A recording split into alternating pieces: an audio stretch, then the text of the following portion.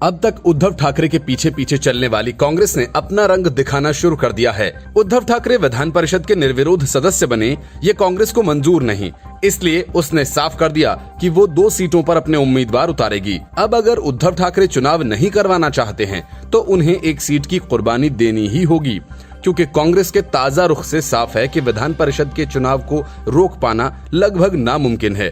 एक तरफ महाराष्ट्र में कोरोना संकट काफी गहरा गया है, मगर इस संकट के बीच भी विधान परिषद चुनाव को लेकर सरगर्मियां तेज हो गई हैं। प्रदेश कांग्रेस अध्यक्ष बाला साहेब थोराट ने साफ तौर पर कहा कि कांग्रेस सिर्फ एक सीट पर राजी नहीं है। उनका कहना है कि कांग्रेस भी 2 सीटों पर चुनाव लड़ेगी। ऐसी स्थिति में महाविकास अघाड़ी की ओर से 6 उम्मीदवार मैदान में हो जाएंगे। दूसरी ओर बीजेपी 4 सीटों पर चुनाव लड़ने की तैयारी में जुटी हुई है। राज्य में विधान परिषद की 9 सीटों पर चुनाव होने हैं और ऐसे में मतदान जरूरी हो जाएगा। राज्य में विधान परिषद की 9 सीटों के लिए 11 मई तक नामांकन दाखिल किए जाएंगे। 21 मई को मतदान की तारीख तय की गई है और 26 मई से पूर्व नतीजे घोषित कर दिए जाएंगे। मुख्यमंत्री उद्धव ठाकरे के लिए 28 मई से पहले सदन का सदस्य बनना जरूरी है, नहीं तो उनकी कुर्सी के लिए संकट खड़ा हो जाएगा। 28 मई को मुख्यमंत्री के रूप में उनका 6 महीने का कार्यकाल पूरा हो जाएगा और अभी तक वे विधानसभा या विधान परिषद में से किसी के भी सदस्य नहीं हैं। मतदान की स्थिति में छोटे दलों व निर्दलियों का भाव बढ़ने की संभावना जताई जा रही है। विधायकों की खरीद फरोख्त की आशंका से भी इनकार नहीं किया जा सकता। महाराष्ट्र में तो विशेष परिस्थितियों के कारण चुनाव आयोग चुनाव करवा रहा है, मगर राज्यसभा की 18 सीटों और विधान परिषद में बिहार की 17 और उत्तर प्रदेश की 11 सीटों का चुनाव जून से पहले संभव नहीं माना जा रहा। कोरोना संकट के कारण चुनाव आयोग ने गत 3 अप्रैल को इन सभी सीटों के लिए चुनाव अगले आदेश तक स्थगित कर दिए थे। माना जा रहा है कि राज्यसभा और बिहार व उत्तर प्रदेश के विधान परिषद सीटों के लिए अभी लंबा इंतजार करना होगा। कोरोना के तेजी से फैल रहे संक्रमण के कारण इन चुनावों में ज्यादा समय लगने की संभावना जताई जा रही है। उत्तर प्रदेश विधान परिषद की 11 सीटों और बिहार विधान परिषद की 17 सीटें 6 मई को रिक्त हुई हैं, जबकि राज्यसभा की 11 सीटों पर नामांकन प्रक्रिया के बाद मतदान नहीं हो सका है। सोनिया गांधी और कांग्रेस को बेचैन करने वाली ये खबर है कि उसके एक राष्ट्रीय स्तर के प्रवक्ता बीजेपी में जाने की तैयारी कर रहे हैं।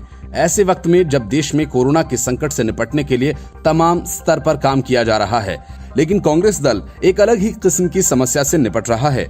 जैसे ही ये खबर आई कि कांग्रेस के एक बड़े नेता बीजेपी जाने की तैयारी कर रहे हैं, वैसे ही हड़कंप मच गया। सिंधिया की मारी कांग्रेस बेचैन हो गई। पता चला कि जिस नेता के बीजेपी में जाने की बात हो रही है वो और कोई नहीं, अभिषेक मनु सिंघवी हैं।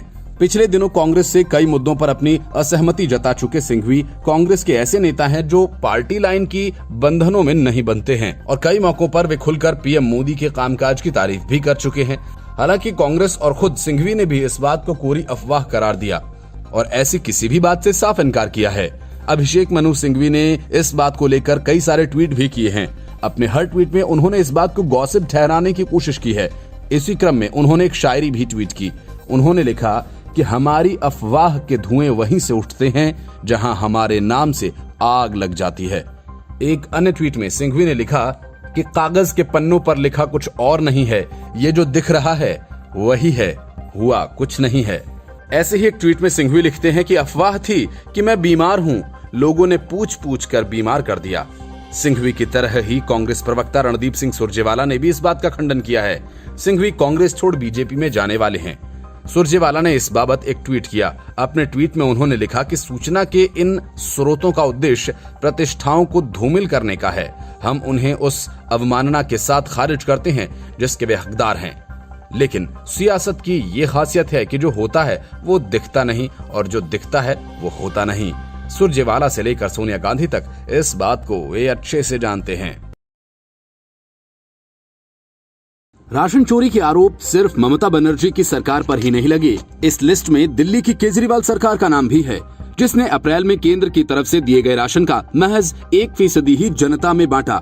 पश्चिम बंगाल में तो राशन का महा घोटाला हुआ है, वहाँ लोग पकड़े भी जा रहे हैं, लेकिन केजरीवाल सरकार सारे मामले को दबाए बैठी है। अब तक केजरीवाल टीवी कैमरे के सामने कई बार ये बता चुके हैं कि इतने लाख लोगों को अनाज दे दिया, इतनों को राशन, लेकिन जब पोल खुली तो पता चला कि केजरीवाल सरकार ने अप्रैल माह से महज 12,600 लोगों को ही राशन बांटा। इस मामले का खुलासा केंद्रीय खाद्य आपूर्ति मंत्री रामविलास पासवान के एक ट्वीट से हुआ।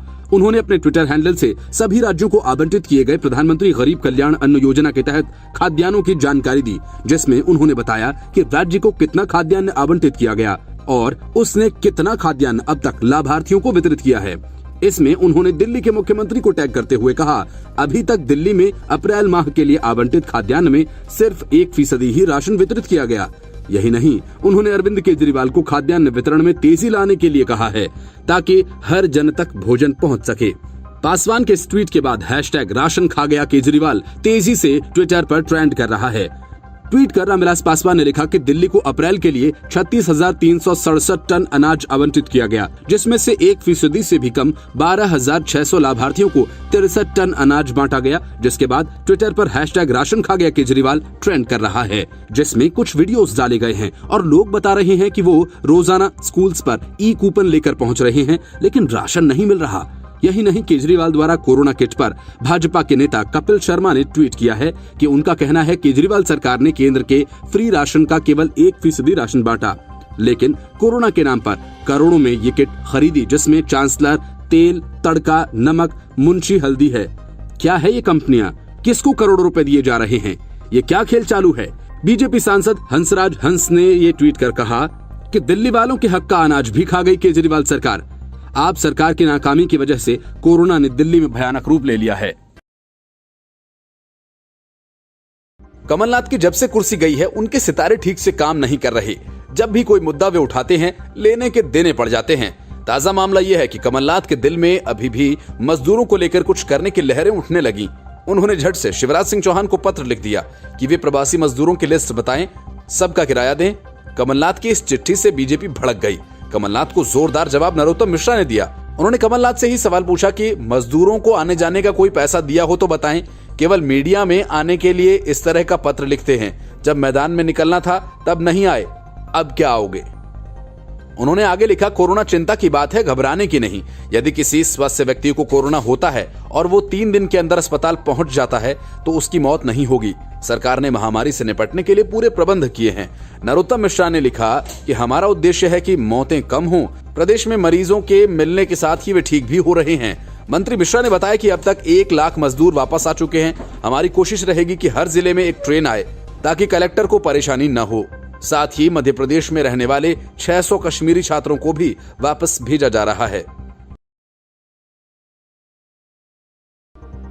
अरविंद केजरीवाल ममता बनर्जी के नक्शे कदम पर चलने लगे हैं। ममता बनर्जी ने कोरोना के आंकड़े छुपाए, केंद्र से लिए राशन की कालाबाजारी होने दी। अब वही सब दिल्ली में अरविंद केजरीवाल की सरकार कर रही है। लेकिन केजरीवाल सरकार से इस बड़े झूठ का पर्दाफाश हो चुका है। दिल्ली सरकार कोरोना से हुई मौतों के सही आंकड़े छिपा रही है। दिल्ली सरकार द्वारा जारी हेल्थ बुलेटिन में 2 मई तक कोरोना से मरने वालों की संख्या 64 और फिर 3, 4 और 5 मई को भी एक भी मौत नहीं होने की बात कही गई। मेडिकल बुलेटिन में 6 मई को यह आंकड़ा 65 और फिर 7 मई को 66 बताया गया। लेकिन हकीकत तो यह है कि दिल्ली में कोरोना से ज्यादा लोगों की मौत हुई है। LNJP अस्पताल के आंकड़ों के मुताबिक 4 मई को यहाँ 6 और 5 मई को 5 लोगों की मौत हुई। 3 मई को LNJP में एक भी मौत की पुष्टि नहीं हुई। यहाँ सभी मौतें अस्पताल में मेडिसिन वार्ड में हुई, जहाँ कोरोना के साथ अन्य बीमारियों से प्रभावित मरीज रखे गए। चौंकाने वाली बात यह है कि दिल्ली सरकार के 6 मई के हेल्थ बुलेटिन में कहा गया कि LNJP अस्पताल में कोरोना से सिर्फ 5 लोगों की मौत हुई है। LNJP अस्पताल में medical director doctor JC Pasi कहते हैं कि मुझे नहीं पता कि सरकार का हेल्थ बुलेटिन क्या कहता है। हमारे अस्पताल में अब तक कोरोना से 47 लोगों की मौत हो चुकी है। मैं नहीं जानता कि आखिर वे इस संख्या को कम क्यों बता रहे हैं। आप सरकार से ही पूछिए। खबर के मुताबिक इसी तरह राजीव गांधी सुपर स्पेशलिटी अस्पताल में 3 और 4 मई को कोरोना के साथ दूसरी बीमारी से ग्रसित एक मरीज की मौत हुई। इन दोनों मरीजों को हाइपरटेंशन और डायबिटीज भी था। और इसी तरह 5 मई को एक मरीज को मृतावस्था में अस्पताल लाया गया था, जिसके टेस्ट के बाद कोरोना पॉजिटिव पाया गया। और इसी तरह मैक्स अस्पताल में भी 20 ऐसे मरीजों की मौत अप्रैल और मई में हुई जो कोरोना पॉजिटिव थे। हालांकि दिल्ली सरकार का दावा है कि मैक्स अस्पताल में कोरोना से सिर्फ 4 लोगों की मौत हुई है। इस दौरान दिल्ली सरकार ने हर दिन होने वाले टेस्ट की लंबित रिपोर्ट्स के आंकड़े देना बंद कर दिया है। दिल्ली में कोरोना टेस्ट के लिए कुल 26 लैब अधिकृत हैं। इनमें से 13 सरकारी और 13 निजी क्षेत्र की हैं। 29 अप्रैल तक सरकार दोनों ही लैब में टेस्ट और लंबित नतीजों के आंकड़े सामने रख रही थी, लेकिन अब सरकार ने सिर्फ वो आंकड़े देना शुरू कर दिया जो कोरोना के लिए चिन्हित अस्पतालों में भर्ती किए गए मरीजों के हैं। पुलित्जर पुरस्कार को लेकर भारत में शुरू हुआ बवाल अब अमेरिका तक जा पहुंचा है। अमेरिकी प्रेसिडेंट डोनाल्ड ट्रंप ने उन सभी पत्रकारों को चोर कह दिया जिन्होंने अमेरिकी चुनावों में रूस के हस्तक्षेप से जुड़ी खबरें की थी। ट्रंप ने कहा कि जिन पत्रकारों ने रूसी जांच की कवरेज के लिए पुलित्जर पुरस्कार जीता था, उन्हें शर्म करनी चाहिए और पत्रकारिता का ये सर्वोच्च सम्मान अब लौटा देना चाहिए। बता दें कि यूएस जस्टिस डिपार्टमेंट ने इस पूरे मामले में आरोपी पूर्व राष्ट्रीय सुरक्षा सलाहकार माइकल फ्लिन से इस मामले में सभी आरोप वापस ले लिए हैं। ट्रंप ने व्हाइट हाउस के ओवल ऑफिस में संवाददाताओं से कहा कि वे पत्रकार नहीं हैं, वे चोर हैं। वे सभी पत्रकार जिन्हें हम पुलित्जर पुरस्कार के साथ देखते हैं, उन्हें पुरस्कार लौटाने के लिए मजबूर किया जाना चाहिए क्योंकि वे सभी गलत थे। ट्रंप के अंदाज में ही NCIRT के पूर्व निदेशक JS राजपूत ने भी सवाल उठाए और राहुल गांधी को लपेटे में लिया। 3 भारतीय फोटोग्राफर्स मुख्तार खान, यासीन डार और चन्नी आनंद को इस बार पुलित्जर पुरस्कारों से नवाजा गया। NCERT के पूर्व निदेशक प्रोफेसर जगमोहन सिंह राजपूत का कहना है कि अगर ये तीनों पुरस्कार स्वीकार करते हैं तो उन लोगों से पुरस्कार लेंगे जो देश की एकता पर आक्रमण कर रहे हैं, जो देश की अखंडता को मानते नहीं। जो संस्था ये पुरस्कार दे रही है वह कश्मीर को भारत द्वारा कब्जा किया गया क्षेत्र बता रही है। उसे भारत के किसी भी हिस्से के बारे में इस तरह की बात करने का कोई हक नहीं है। भारत के प्रत्येक नागरिक का यही दायित्व है कि वो इस तथ्य को स्वीकार न करें, चाहे जिसको पुरस्कार मिले या न मिले। पुरस्कारों की घोषणा के बाद कांग्रेस सांसद राहुल गांधी ने ट्वीट करके फोटोग्राफर्स को बधाई दी। लेकिन यही राहुल गांधी उस वक्त कहां थे जब मुझे यूनेस्को ने प्रतिष्ठित जॉन एमोस कामेनियस पुरस्कार से सम्मानित करने की घोषणा की थी। पुरस्कारों के ऐलान के बाद यूपीए सरकार ने यूनेस्को को पत्र भेजकर कहा कि प्रोफेसर JS राजपूत को पुरस्कार न दें क्योंकि उन्होंने भारतीय संविधान में वर्णित मूलभूत मूल्यों का उल्लंघन किया है। हालांकि इस पत्र के लिए यूपीए सरकार को सुप्रीम कोर्ट में फजीहत का सामना करना पड़ा, लेकिन सवाल यह है कि जिन तीनों फोटोग्राफर्स को पुलित्जर पुरस्कार मिला है उसे कांग्रेस क्या मानकर चल रही है, जो कश्मीर को भारतीय कब्जे वाला हिस्सा बता रही हैं और पाकिस्तान के एजेंडे पर काम कर रही हैं।